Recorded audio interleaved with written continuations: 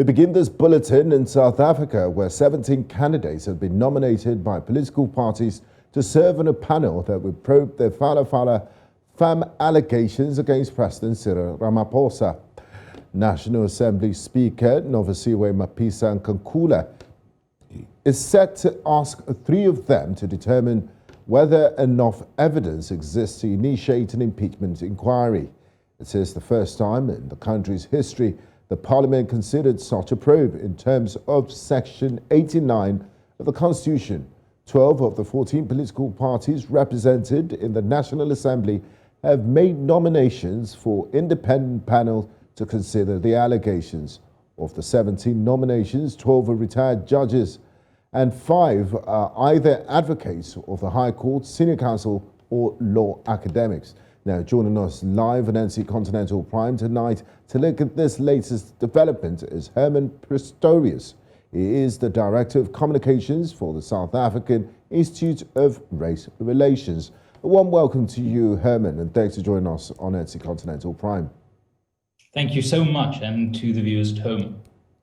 Now, Hermann, this move by the South African Parliament is to set up a panel on a possible impeachment inquiry against President Ramaphosa is quite unprecedented in the history of South Africa. What does this portend?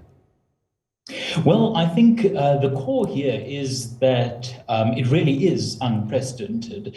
Section 89 of the South African Constitution provides the context for a president or someone in an official position to be impeached. And up until 2018, that process was very much treated similar to a motion of no confidence, where there was a simple, straightforward debate in the lower chamber of Parliament, and then a vote in favor would remove a president from office. So impeachment and a motion of no confidence were treated similarly, but now this process created by instruction from the Constitutional Court here in South Africa is to take place for the first time. And for the first time, a president's fate will not be in the hands of Parliament or the caucus of the largest party in Parliament, but in the hands of this panel selected by the Speaker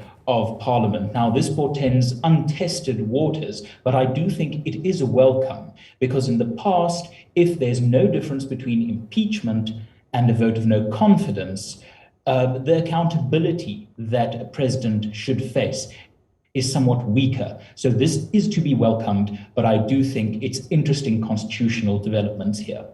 Quite interested. Now, Hermann, this scandal that we've come to know as Farmgate has become public knowledge for a while now. Why do you think it took so much time before we're seeing a real action being taken? So these delays are actually part of why this matter is so problematic for President Ramaphosa. If we look at the allegations, it is that there were illegal activities, a burglary in February 2020. Now we are nearing the end of 2022, and it has taken this long to reach this point. Now, part of that is a question of why was this burglary not reported if it indeed took place as alleged by Mr. Arthur Fraser, a well-known, intelligence boss in South Africa, and now really connected with South Africa's parole and correctional services. But then also you look at some issues of international cooperation between South Africa and Namibia, and some South African officials and Namibian officials about where suspects might be, in which jurisdiction these matters might fall. So the matter of delay is very much part of the problem for President Ramaphosa. It's part of international relations, making it a difficult diplomatic issue to navigate, but also in a way it has played to the advantage, some might say, of President Ramaphosa, in the sense that he has now had time to prepare a counterattack or a defense, because we must take into account that in December of this year, the African National Congress, the ANC, the largest party in the South African parliament, of which Cyril Ramaphosa is the leader and therefore almost effectually president of South Africa by implication, that party chooses possibly new leadership in December. So these allegations make it difficult for President Ramaphosa to fight that campaign. But now, with that campaign gaining speed here in South Africa, he might have the political momentum to actually now answer that. So the delay has been a multifaceted problem and perhaps a solution. Now, Hermann, I'm not trying to preempt the work of the panel, but looking at the facts on ground and what we know so far, how do you see this going? Do you think, President Ramaphosa might survive the biggest threat to his presidency? Well, it's really, really a tough one to call. I must say, I think the odds are slightly in President Ramaphosa's favor. The reason I say that is the ANC has never used Parliament or the Constitution of the Republic of South Africa to remove a president. It has always relied on internal mechanisms. This happened to President Mbeki, it happened to President Motlanthe, it happened to President Zuma. And in every instance, especially in the case of President Zuma, one could imagine that the ANC in Parliament was so disenchanted with President Zuma's unpopularity at the time that that might have been the moment that the ANC Parliamentary Caucus would choose to use parliamentary mechanisms to get rid of the president. And even under those circumstances, they did not. So Ramaphosa has history in his favor. The facts are concerning. And it is worth noting that the fundamental claims of these facts have not seriously been disputed.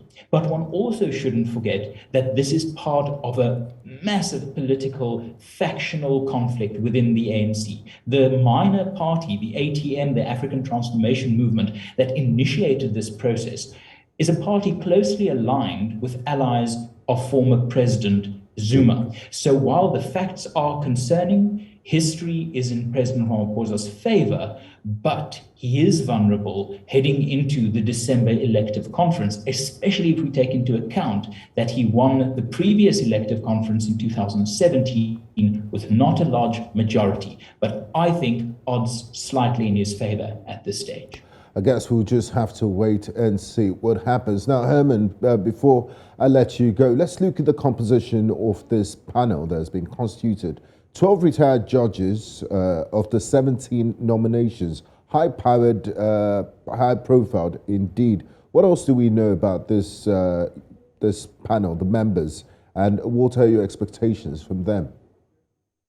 So what we know at this stage is not really too much. Parliament has not released the names of these nominees, but some of the political parties have indicated who they've nominated for this panel. So procedurally, it will now be the case that these nominees will be considered by the Speaker of the National Assembly, of which she will then select 3 people to form this expert panel to probe the allegations.